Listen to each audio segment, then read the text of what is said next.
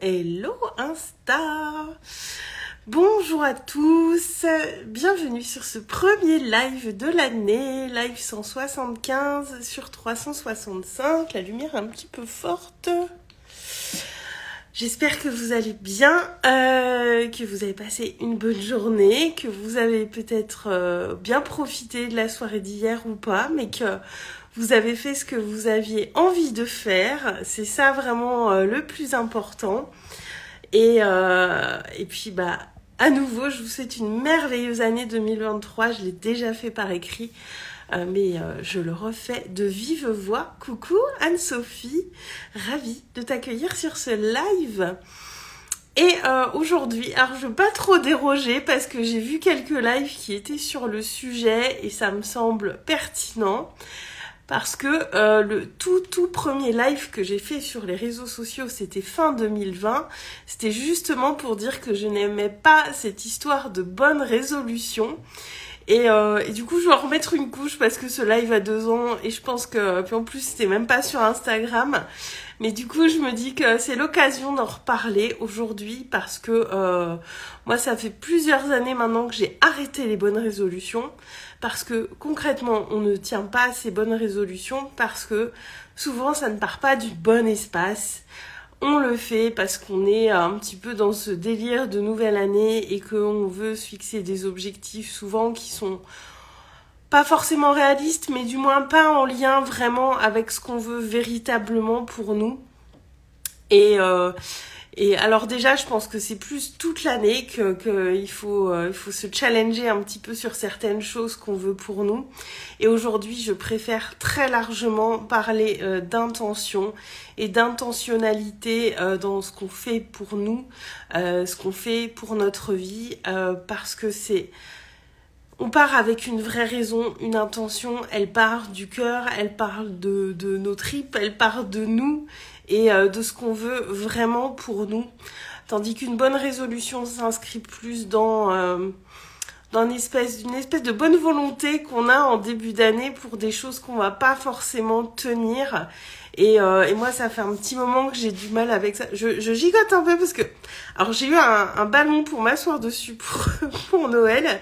C'est super confortable, j'adore. Mais du coup, faut que je fasse attention à pas trop gigoter pendant mes lives. Et je me rappelle qu'à l'époque, plutôt que d'intention, de résolution, j'avais partagé, à l'époque, je faisais le défi des 100 jours pour une vie extraordinaire de Lilou Massé. Chose que je recommande, j'en ai déjà parlé en live. Ça permet vraiment de se reconnecter avec soi, avec ses désirs, avec ce qu'on veut pour nous. Et au-delà de ça, j'ai envie de dire, et au-delà du 1er janvier, toute l'année, posons des intentions pour ce qu'on veut véritablement pour nous. Ce qu'on veut qui part du cœur, des choses qu'on fait pour nous, pour notre bien-être, pour notre évolution. Des choses qu'on désire profondément et qui vont pas être en lien avec quelque chose d'extérieur.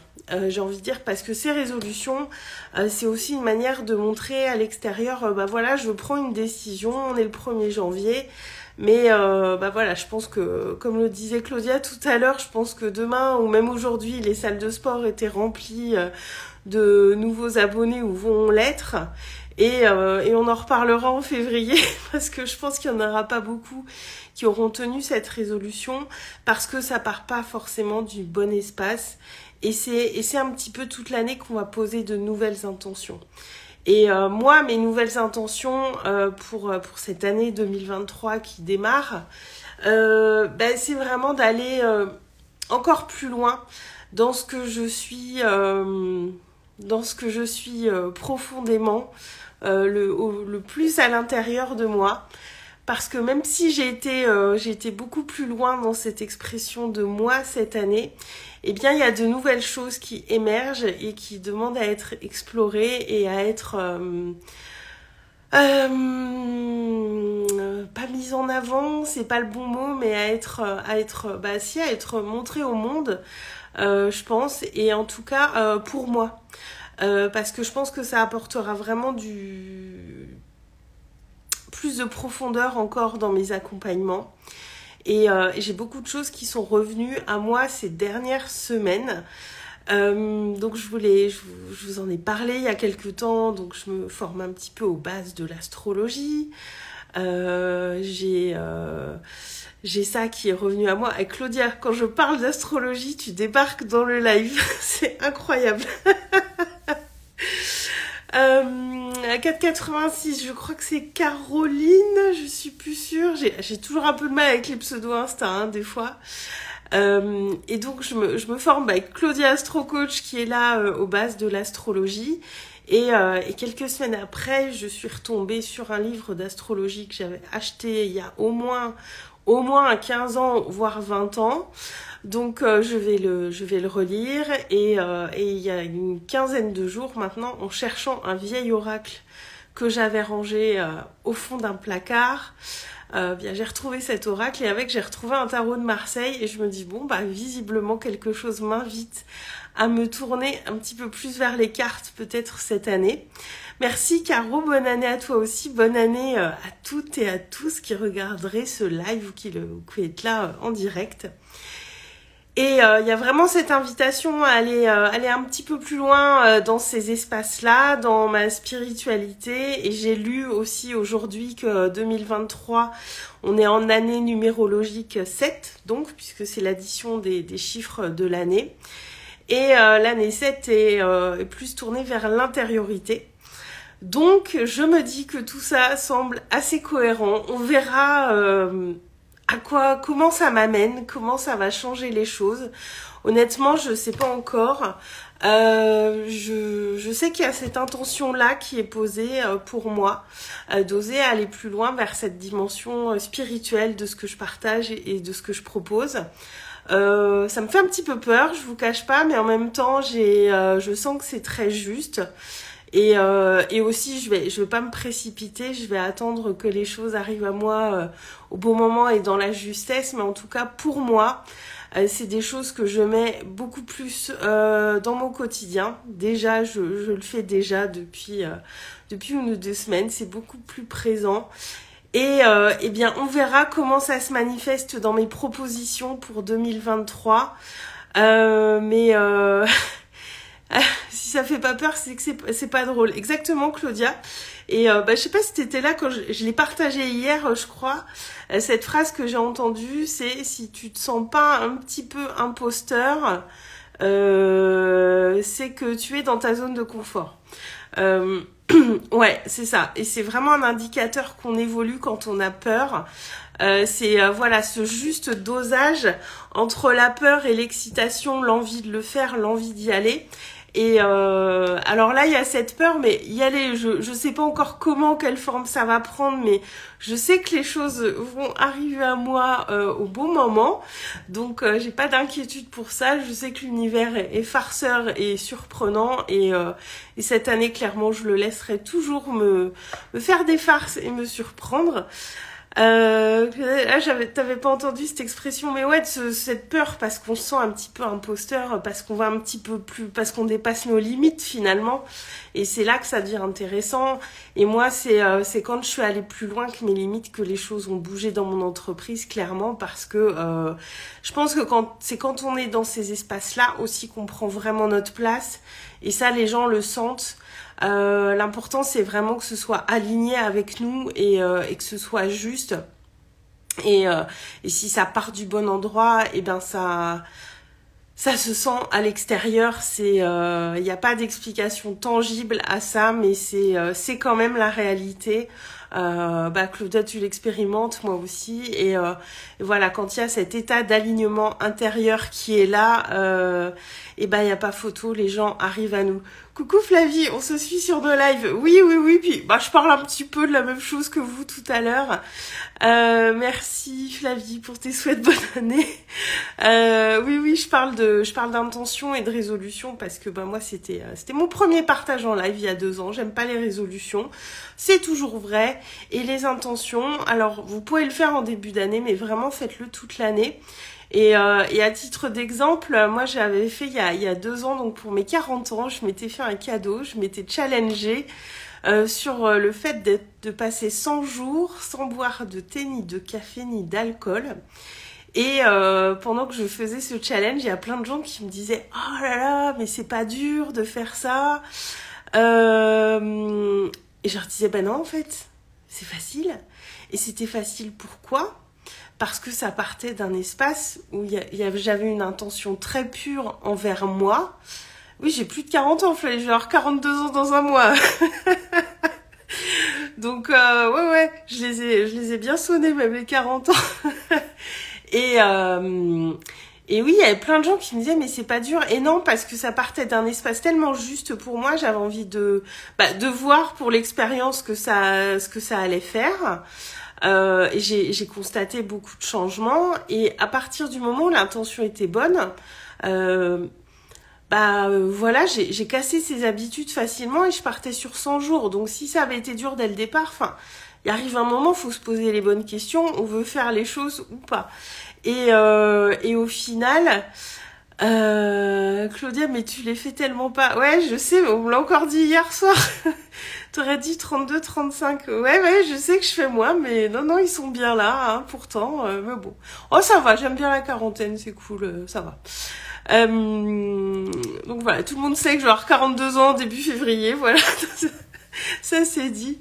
Et ce challenge de 100 jours sans thé, sans café, sans alcool m'a appris beaucoup de choses à l'époque et il partait d'une intention très très forte. C'était pas une résolution, je vais le faire parce que il y en a qui le font, parce que oui, il y a le défi sans alcool, je crois que c'est au mois d'octobre ou au mois de novembre. Et moi, je voulais le faire pour moi et je suis assez attachée aux dates. Donc pour moi, c'était important de commencer le jour de mon anniversaire pour marquer le coup.